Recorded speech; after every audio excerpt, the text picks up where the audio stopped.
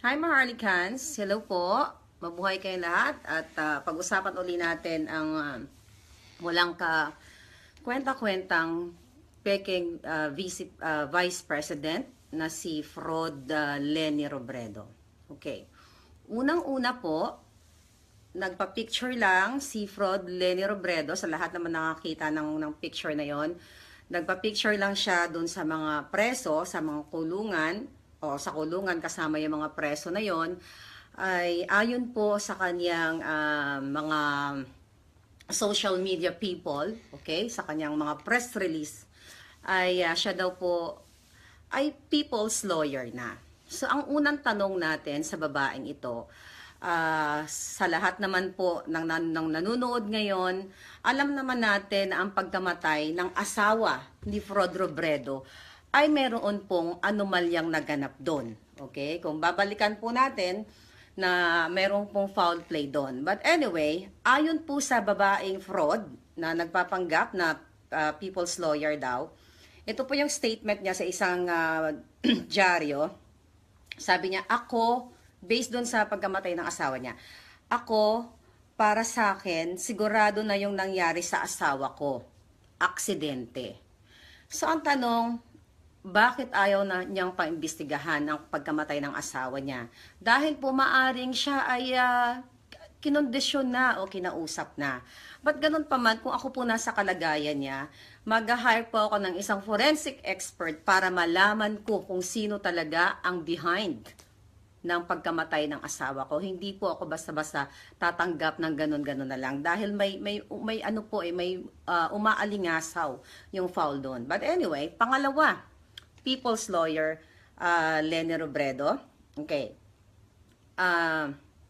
Ayun, regarding naman po dun sa Mama Sapano case, sa SAF 44 na malapit na mag-anibersaryo na po ang mga biktima ng nakaraang bugok na administrasyon. Ang sabi po niya, no need to reopen the case. Ito, people's lawyer. Pero ayaw pa buksan uli o paimbestigahan ang nangyari sa mga kawawa nating kababayan. Okay, yung mga sa 44 nga. Sabi niya, ako kasi wala akong nakikitang dahilan para buksan ulit. Unang-una, marami na pong panahon na ginugol sa investigasyon. So, ang tanong ko, anong dahilan para buksan pa o para imbestigahan? So, ito po ang people's lawyer na bobo at abugaga. 'Di ba?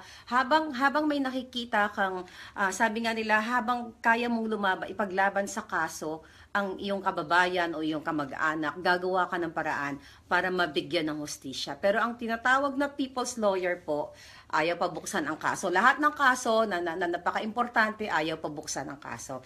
Pero people's lawyer dumalaw lang sa kulungan na yon. So, another thing, ang issue natin tungkol sa kanya, na sinabi po niya, a good leader should willing to accept a constructive criticism. Ang sabi po niya dito sa kanyang exact na terminology, okay? Ang tunay na naghahangad ng mabuti sa bayan ay bukas sa konstruktibong kritisismo at pakikipag-ugnayan sa halip na palalimin ang ating pagkakaiba. But anyway, it's nonsense. Bakit kamo? Tayo po, mga hindi trolls, buhay na buhay, ayan, buhay na buhay po ang Maharlika, hindi po ito fake. So tayo po ay nagbibigay lagi ng constructive criticisms noon-noon pa sa kanyang katangahan at kabubuhan, pero hindi po siya nakikinig. Kasi the more na ino-open po niya ang kabubuhan niya, lalo po siyang napapahamak. Okay? Ito po, ang tinatawag po kasi na constructive criticism, binabato mo sa isang tao, okay, na sana mag-improve siya. Okay, pagbuti niya, yung unang kapalpakan niya, hindi, kaya lang tayo nagkakaroon ng personal attack dahil po sa out of disappointment natin sa babaeng ito. So bakit tayo nakikita natin ang lahat ng kasamaan niya, ng lahat, pati physical na nakikita natin, dahil ito po ay sumasalamin. Okay, sumasalamin sa kanyang pag-uugali. Sino ba ang even the president, binigyan siya ng chance, okay, na maglingkod. Pero po ang ginawa niya, okay, na sana yung mga kapalpakan niya ay in-improve niya yon para nakita sana ng taong bayan na kahit siya ay kultong dilaw, nakita sana natin na ay okay naman pala ito. Pero anong ginawa ng bruha? 'Di ba? Magkipag-coordinate, okay? Maggumawa ng eksena, makipagsabwatan sa kay Lloyda Nicolas Lewis, makipagsabwatan sa mga dilawan para lokohin ang taong bayan. So, ano ang pinagsasabi mong constructive criticism na ikaw mismo, okay, hindi mo pinapakinggan ang kritisismo ng mga taong bayan na magbagong buhay ka na. Okay? Again, yung issue pa rin doon sa bus issue na yon na maraming nagsasabi, ano naman, kung nagbabas or whatever, bakit daw binibigyan yon, pass na daw yon. So, ang point ko po dito, bakit natin binibigyan ng diin yung pag-i-emote niya doon sa bus na yon? Bakit natin binibigyan ng diin?